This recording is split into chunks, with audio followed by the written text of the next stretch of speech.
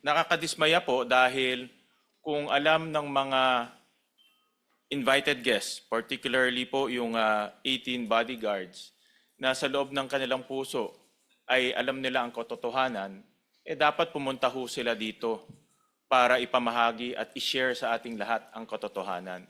Hindi ho pwedeng pumili kung saan sila pupunta at magsalita. Hindi ho pwedeng pumili kung sino ang kakausapin ho nila, kung kakampi man o hindi.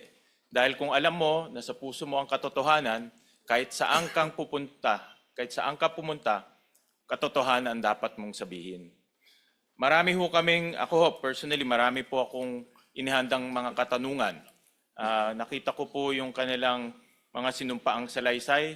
Marami po akong gustong itanong dahil marami po akong nakikitang inconsistency, gaps, at gusto kong malinawan itong mga inconsistencies at gaps. Nagprepara ho tayo para makausap po sila at para po maging patas ang pagdinig ho natin ngayong umagang ito.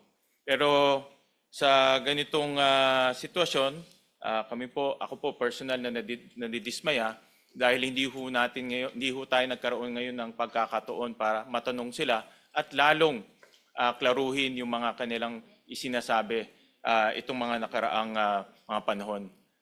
Sa alam ko marami ho silang inikutan na iba't ibang venue para magsalita.